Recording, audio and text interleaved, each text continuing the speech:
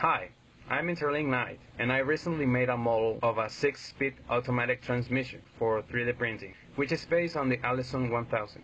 I put a link on the description if you want to print this model. Although I did some modifications to my model for 3D printing, the way it works is the same as the real transmission. So I thought it would be nice to use this model to show you how an automatic transmission works, and how exactly the energy is transferred from one place to another to get all those key ratios. Each transmission is different, but most of them work basically the same way that this one, using planetary gear sets and applying clutches to connect parts of the transmission to the input, or to prevent parts of the transmission from moving. For this 6-speed automatic transmission, we have 3 planetary gear sets. These sets are made with 4 parts: the sun gear, the ring gear, the planet gears, and the carrier that holds the planet gears. From this, we have these 3 parts that we can connect to the input or hold still to prevent it from moving. So if, for example, we connect the input to the sun gear and we hold the ring gear, then we have the output on the carrier going at much slower speed than the input. Or maybe we can connect the input to the ring gear and hold the carrier, so we have the output on the sun gear going faster than the input at the opposite direction. So we can play with different combinations to get different results. But this is where it gets interesting. All 3 planetary gear sets are connected in some way. For this transmission, the ring gear of P3 is connected to the carrier of P2. They are combined in the same part. Same for the ring gear of P2 that is connected to the carrier of P1. Also, the sun gear of P3 is connected to the sun gear of P2. The ring gear of P1 is not connected to anything else, and the carrier of P3 is connected to the output as one piece. So, now that we have all 3 planetary gear sets connected to each other, we get these 3 parts that we can stop from rotating using clutches that are more like brakes.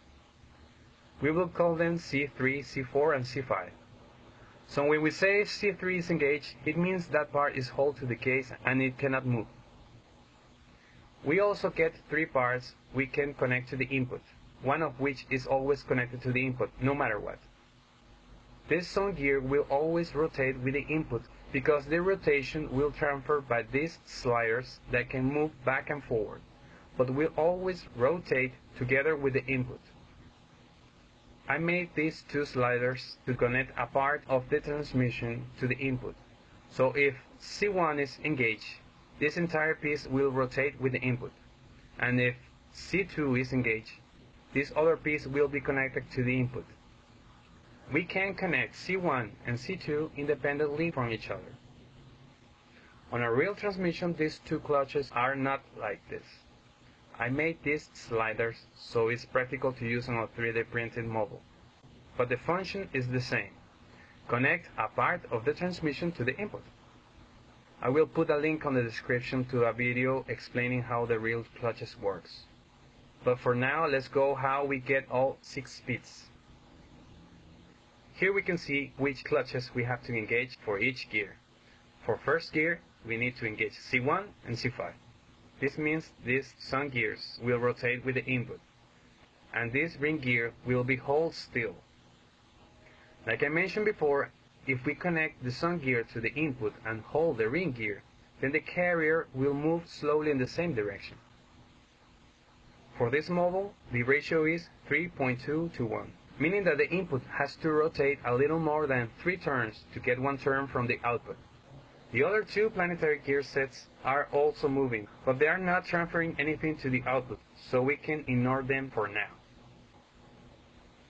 For second gear, we need to leave C1 engaged, but instead of engaging C5, we now engage C4, which is the ring gear of P2. Let's take a look at P2. As with first gear, we have the sun gear rotating with the input, and the ring gear stop it, so the carrier turns slowly. But if you remember, the carrier of P2 is connected to the ring gear of P3, so that slow motion is transferred to the P3.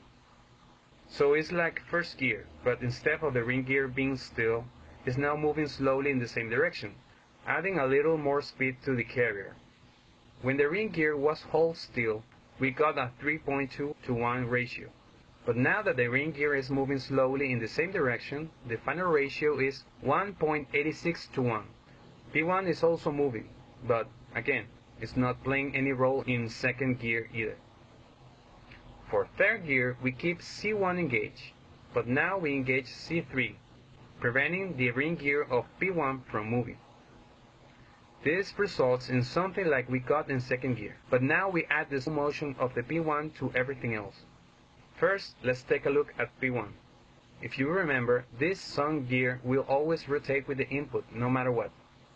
And since the ring gear can't move because the C3 is engaged, the carrier is moving slowly in the same direction.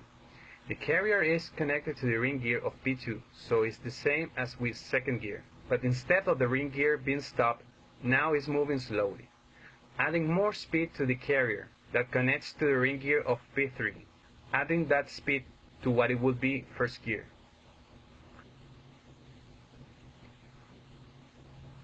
For fourth gear, things are much simpler. We need to engage C1 and C2. This will result with the song gear of P3 and the ring gear move with the input, not giving another choice to the carrier that move with them. So the final gear ratio is 1 to 1, meaning everything is moving together as one piece. Fifth gear is not that simple, but bear with me. Now we engage C2 and C3. C2 will make this part move with the input. And since we have C1 disengaged, this intermediate shaft is free to turn independently from the input. Remember that because it's going to be important later. So first, let's see at P1. The input is coming to the song gear and the ring gear is blocked by the C3 clutch. So as we already know, this will cause the carrier to move slowly in the same direction as the input. Keep in mind that this carrier is attached to the ring gear of P2. So we have this ring gear turning slowly, but this carrier is moving with the input too, because the C2 is engaged. So both motions force the song gear to rotate at higher speed. Since that song gear is connected to the song gear of P3, it will add that speed to the ring gear that is rotating with the input, to move the carrier that we already know is the final output. This results with a 0.7 to 1 ratio. So the output is turning a bit faster than the input. For sixth gear, we leave C2 engaged, but now we engage C4. That will leave P1 out of the equation because the carrier is stopped and the song gear will move the ring gear freely without affecting anything else. So we will focus first on P2, that has the ring gear blocked, and the input coming to the carrier, forcing the song gear to turn very fast. Of course, that song gear is turning the song gear of P3, so that adds to the motion of the ring gear that is turning with the input, leaving the output carrier turning at 0.6 to 1 ratio. Now let's go to reverse. That is very interesting. We engage C3 and C5, so now the input is only going to the song gear of P1. That ring gear can't move because the C3 is engaged. So as we already saw on this situation, the carrier will move slowly in the same direction. That slow motion will transfer to the ring gear of P2 because it's the same piece of the carrier of P1. But now we have this carrier blocked by the C5 clutch, which will force the song gear to rotate at the opposite direction. As you should know, that song gear is connected to the song gear of P3, so that will end up like we was in first gear, but now in the opposite direction and going much slower because of the reduction of speed that happened in P1 that adds to the reduction on P3, which in total is 4.41 to 1. We only get left neutral and park. So now for neutral, we only engage C5 to leave the P1 wasting all the motion from the input to turn that ring gear freely. The rest is free to move with the output. Park is the same as neutral, but in this case the parking pole is engaged to the parking gear to prevent the vehicle from moving. Well, I think that's it. I hope it was helpful. See ya.